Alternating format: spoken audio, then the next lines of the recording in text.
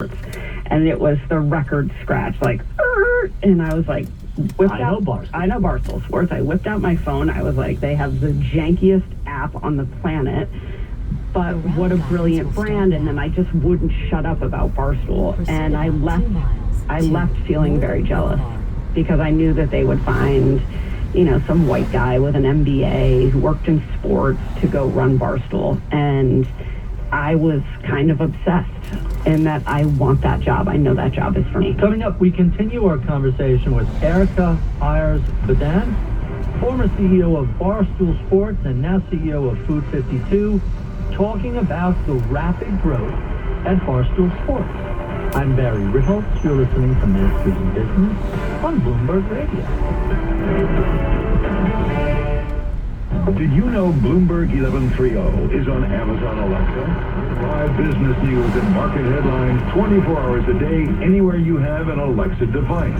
Just say, Alexa, play Bloomberg 1130. Our daughter Jessie loves playing detective. But since we discovered she had sensitive skin, we've been playing detective too. We thought the problem was our puppy. But it was actually our old detergent. So we switched to Tide Free and Gentle. Tide Free and Gentle has no dyes or perfumes, so it's gentle on your skin. If it's gotta be clean, it's gotta be Tide Free and Gentle. This back-to-school season, Tide and Downey are giving back with $1.5 million in scholarships. Enter to win. No purchase necessary. US/DC 17+. End September 30th. Rules. Tide.com/scholarship/official rules. Volatile markets, global elections, central bank policy. You've got questions about the business stories that affect your world. Let Bloomberg give you the answers. I'm Stephen Carroll. Join me for Here's Why, a new podcast that drills into one big story each week. We'll explain it in just a few minutes with help from one of our 2,700 journalists and analysts as well. Listen to Here's Why on Apple CarPlay or Android Auto with the Bloomberg Business app or wherever you get your podcasts. Buzz around artificial intelligence is seemingly everywhere. Is your portfolio keeping up? Consider the Global X Artificial Intelligence and Technology ETF. Invest in stocks at the leading edge of this disruption. Investing involves risk, including possible loss of principal. Technology companies can be affected by rapid product obsolescence and intense industry competition. Before investing, carefully consider the fund's objectives, risks, charges, expenses, and more in the full or summary prospectus at globalxetfs.com. Read carefully. Distributed by SEI Investments Distribution Co. Now your 3-day weather forecast on Bloomberg 1130.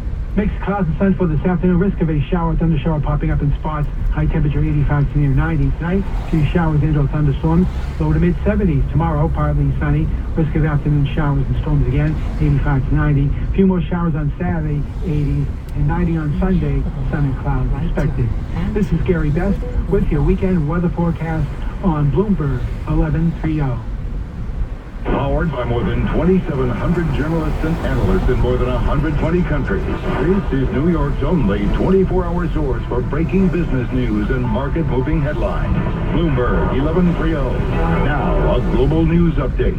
Hurricane Beryl has now weakened to a Category 3 storm, but southern Texas business owners like Russell Stockton say they're still going to prepare for the worst as the storm could affect the area by Monday. Remove all the stuff off the dock that's loose or might be blown away, load that on the boat as we go, and then we go ahead and board at the office. The National Hurricane Center says the Caribbean storm has moved away from Jamaica, where it killed at least one person. The hurricane is headed southeast of Grand Cayman Island and is expected to create dangerous storm surges when it sweeps past the islands later today. President Biden is responding to critics of his performance in last week's presidential debate.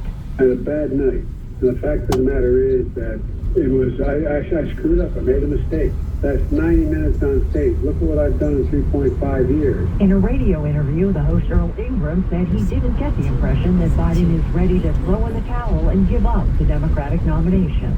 Heat watches and warnings are in effect for nearly 150 million people throughout 21 states for the holiday weekend. Mark Mayfield fills us in. Some western states could deal with historic extreme heat over the next few days, with possible temperatures of 115 degrees in some areas.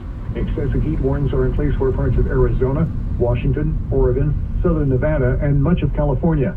Excessive humidity and heat will be felt from Nashville to New Orleans through Thursday, but the region will cool off by Friday. The CDC says food poisoning is the biggest thing to avoid at your 4th of July bash. Bree Tennis with more. Weber, the barbecue people, say start your party with a clean grill. The USDA says the biggest issues are undercooking meat, not keeping cold foods cold, and cross-contamination of raw foods. They say food poisoning hits about 1 in 6 Americans every year, with the time between Thanksgiving and New Year's Day the hot zone for illness. But bacteria grow faster in warmer weather. So be careful and wash your hands. I'm Lisa Carton. Now, a sports update on Bloomberg 1130. Yankees and the Reds just underway in the Bronx as the Yanks look to avoid a sweep. Marcus Stroman on the hill facing Frankie Montez. Mets lose the Nationals 1-0 in Washington. Jesse Winker homering for the Nats in the 8th inning off loser Adrian Hauser. Patrick Bertoletti is your Nathan's Famous Hot Dog Eating Contest winner, downing 58 dogs. Meanwhile, Miki Sudo becomes a 10-time women's champion, eating a record 51 hot dogs. That's your Bloomberg Sports Report. I'm Dan Sportsman. This is Masters in Business with Barry Ritholtz on Bloomberg Radio. I'm Barry Ritholtz. You're listening to Masters in Business on Bloomberg Radio. My extra special guest this week is Erica Ayers-Badan. She is the former CEO of Barstool Sports, now CEO at Food 52. Her new book, Nobody Cares About Your Career, is out this month. So let's talk a little bit about what you did to take Barstool from really a local ragtag group of maniacs that was growing rapidly and turn them into a real business. I assume part of the original investment, the 51% from Peter Chernin's media group, was, hey, you guys have to get a real CEO. Tell us about the process after you had the interview with Dave Portnoy. How long was it before you became CEO? I think I started working pretty immediately.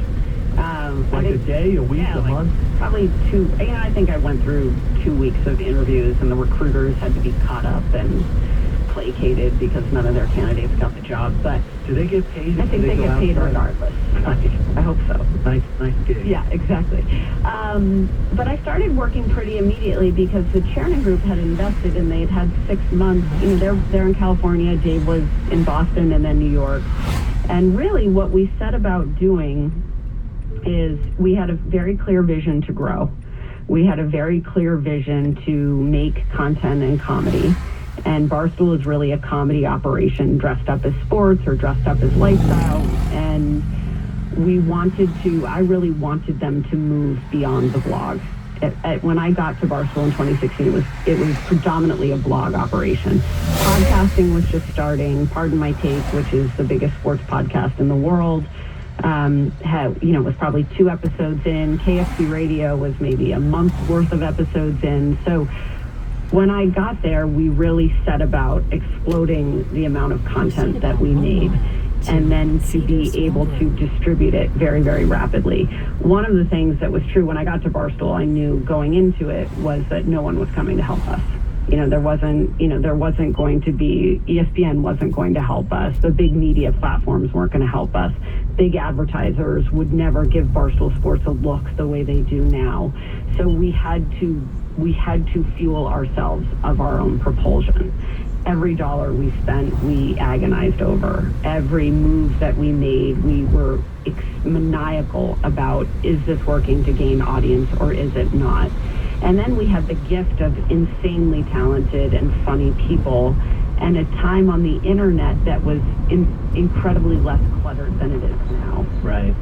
So not only was social media functional back then, it was relatively easy for something to pop up on everybody's feed. Yep. As balkanized as media has become over the past 25 years, the 2010s felt like something could still rise to the top. You could build stars. You could break out. Like if you look today, 2024, in music, you can't break out a star anymore. Well, that woman Taylor Swift seems to be doing okay, right? Because she's been around for a while. She's been around. I'm trying to think of who is the hottest new band, and I come up with things like Imagine Dragons, and they're 10 years old. Exactly. There's nobody. Yeah, there's no new. I'm trying to think of who else is new. And Barstool is the same, which is Barstool was started by Dave in 2004. Mm-hmm. And it's a very old internet brand by internet brand standards. So I want to get into the transition of you landing as CEO and then this incredible 5,000% growth. Yeah. That takes it. Like, what I do? What was, I'm kind of curious what the first couple of months were like, getting your feet wet, getting to really know the personalities, not just from their content, and trying to impose some degree of discipline and organizational structure on what Vanity Fair called a pirate ship. Yeah, I mean, it was chaos. And it was chaos, it was chaos in the best way. I really believed that it was a highly volatile business, and I did not want to go back with my tail between my legs. So I was like, we are going to make this work no matter what. So the first thing we did was to diversify the content and explode the amount of productivity. Everything at Barstool to this day is really monitored on productivity. The second was I created a very diverse business model. When the advertisers were mad at Barstool because somebody said something stupid, we shifted to the commerce business. When the commerce business went down, we pivoted back to ads. So I was very intentional about growing multiple lines of revenue. We had t-shirt revenue, we had ad revenue, we over time had licensing and product development revenue, we had live events revenue, for a time we had subscription revenue. And so having all of those levers to pull enabled me to be calm in a sea of content and chaos and at times controversy, because I always knew I could dial one up and dial one down. And we set to do that. The second thing we really did was we learned how to live on other platforms, which is something most media did not do. As other platforms like YouTube, Twitter, Facebook, Instagram, Snapchat, SiriusXM. SiriusXM was one of the first big breaks for